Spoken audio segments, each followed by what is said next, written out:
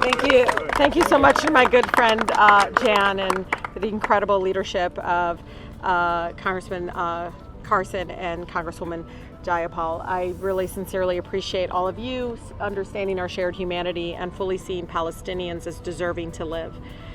We already know the numbers, but it's important. I think I feel like I sometimes have to drill it into folks. But, you know, I've read statistics after statistics of hunger and disease as it increases throughout Gaza, where 70% of the population are already suffering from catastrophic levels of hunger. I heard Congresswoman Jayapal talk about over 96% number. I know about 50,000 Palestinian children under the age of 4 need urgent treatment of malnutrition. Literally, they are starving to death. The Israeli government, as we know, has deliberately and systematically blocked food, medicine, medical supplies, fuel, tents from entering Gaza for almost a year now. I know that people already have starved to death. They've been forced to eat grass, animal feed, just to survive.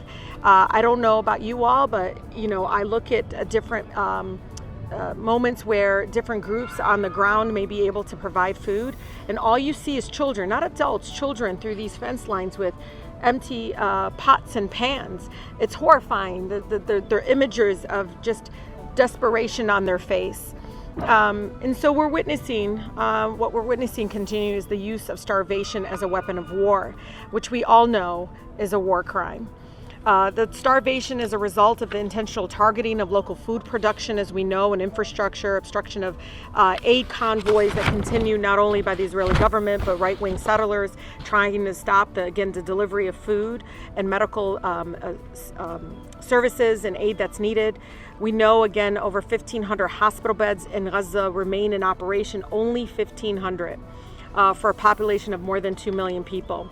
More than 60% of the homes have been destroyed or damaged, so people are living in tents out in the streets. Just the images of children, Jan, just in the corner, just sleeping from just exhaustion. People don't even know where their family members are. It's awful. We know that UNRWA is the UN organization that is most equipped to provide humanitarian relief. Everyone knows it.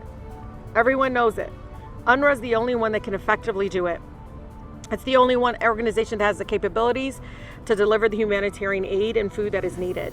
We already know, I know my colleague mentioned a couple organizations, but it needs to be known. European Union, Canada, Australia, Finland, Germany, Japan, Sweden, all have restored funding to UNRWA. All of them, except the United States. Shame. Our government continues to be explicit in the starvation of Palestinian children when we do not act.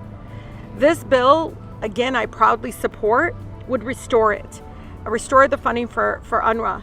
Again, much needed services. And I always tell my colleagues, we must save lives no matter faith or ethnicity. And this is the way to do it, and making sure that we restore funding for UNRWA.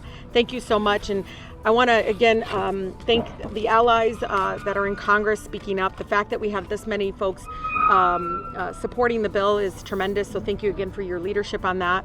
I'm going to introduce our folks from Friends, the Committee on National Legislation. Hassan Tlaib has been in such a wealth of knowledge and information, has been very much rooted in what is going on in the pain of many of the Palestinians in Gaza. But even before that, he was my guy when I had to help stop the starvation in Yemen, that we continue to, again, fight for that as well. Hassan.